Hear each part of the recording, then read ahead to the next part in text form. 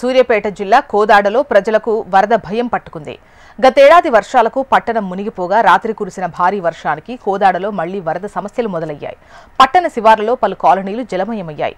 పెద్ద చెరువులోకి భారీగా వరద నీరు వచ్చి చేరుతోంది.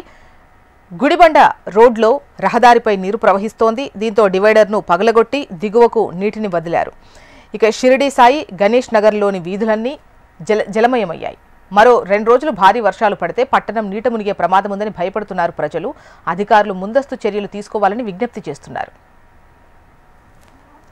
షిరిడి సాయి కాలనీలో వరద బీభత్సంగా నడుస్తుంది.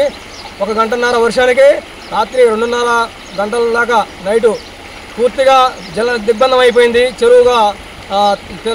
చెరువు వాతావరణం పూర్తిగా ఉంది, క్లియర్గా కట్టినట్టుగా. దయచేసి ఇప్పటికైనా అందరూ అధికారులు స్పందించి దీనికి తగిన చర్యలు తీసుకొని వెంటనే మరమ్మతులు చేపట్టవలసిందిగా కోరుచున్నాం. మేము రాత్రి 2.5 గంటల వరకు కాలనీలో అందరం ఒకళ్ళకోవడం ఫోన్లు చేసుకుని ధైర్యంగా ఉండాల్సిన పరిస్థితి ఏర్పడింది.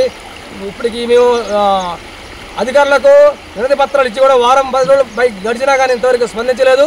మేము చెప్పాము అలాంటి చిన్న వర్షానికి కూడా ఇది చెరువు తలపిస్తుందని చెప్పాము, అయినా ఇంతవరకు పట్టించుకోలేదు. మరి దీనికి ఏం చేయాలో ఏదో అధికారులు చేస్తాం. మేమైతే మాత్రం ఈరోజు రోడ్డెక్కి కాలనీ వాసులు మొత్తం కూడా వస్తారా వచ్చడానికి. కోదాడలో ఉన్నటువంటి చుట్టుపక్కల వరదంతా కూడా మా కాలనీ మీదే ఉంటుంది. గత సంవత్సరం మేము ఎన్నోసార్లు మున్సిపల్ అధికారులకి, ప్రభుత్వ అధికారులకి విన్నవించుకున్నా కానీ కనీసం ఇంతవరకు వచ్చి చూసినటువంటి వాళ్ళు లేరు. గత 15 రోజుల నుంచి మా కమిటీ సభ్యులందరూ కూడా, మా కాలనీ వాసులందరం కూడా ఫైట్ చేస్తున్నా కానీ, మీడియాకి ఇస్తున్నా కానీ దయచేసి ఎవరూ కూడా మమ్మల్ని పట్టించుకున్నటువంటి దిక్కు లేదు. తెల్లవార్లు కూడా భార్య పిల్లలతోటి నిద్రలేని రాత్రులు గడపాల్సి వస్తుంది. ఏ క్షయం ఎలా జరుగుతుందో అని భయపడాల్సి వస్తుంది. కనీసం రాత్రి తెల్లవార్లు కూడా మేము సామాన్లన్నీ కూడా సర్దుకొని ఏ నిమిషమైనా సరే ఏదైనా జేసీబీలు వస్తాయేమని ఎదురు చూడాల్సిన పరిస్థితి మాకు ఎదురుపడుతుందండి.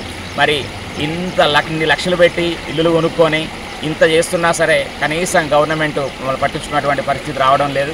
ఎన్నోసార్లు మొత్తుకుంటున్నాం, మా సమస్యను పట్టించుకోవట్లేదు. మున్సిపల్ అధికారులు వస్తున్నారు, చుట్టపుచుట్టుగా వస్తున్నారు, పైపైన చూస్తున్నారు, వెళ్ళిపోతున్నారు. కానీ మమ్మల్ని ఏమాత్రం కూడా మేము చెప్పినటువంటి విషయాల్ని పట్టించుకున్నటువంటి పరిస్థితి లేదు. దయచేసి ప్రతి ఒక్కరికి కూడా నమస్కరిస్తున్నామండి. మేము చాలా భయపడుతున్నాం. మరి ఏంటో మాకు ఈ భయం అర్థం అవ్వట్లేదు. కోదాడ మొత్తం కూడా పై ఏరియా అంతా కూడా చక్కటి నిద్రలో ఉంటే మేము నిద్రలేని రాత్రులు గడపాల్సి వస్తుంది. ప్రతి నిమిషం కూడా భయపడాల్సి వస్తూ ఉంది. ప్రతి సంవత్సరం ఇలా భయపడాలంటే, ఇలా ఉండాలంటే దయచేసి మా వల్ల కాదండి. మేము విన్నవించుకునేది ఒకటే, దయచేసి మా గోడును పట్టించుకోండి, మా మనవిని ఆలకించండి. మీరు ఆలకించినట్లయితే, మీరు మా గురించి పట్టించుకున్నట్లయితే మేము ధర్నాలు చేయాల్సి వస్తుంది. మున్సిపాలిటీ ఆఫీస్ ముందు నిరహార దీక్ష చేయాల్సి వస్తుంది. ఆర్డీఓ ఆఫీస్ ముందు నిరహార దీక్ష చేయాల్సి వస్తుంది.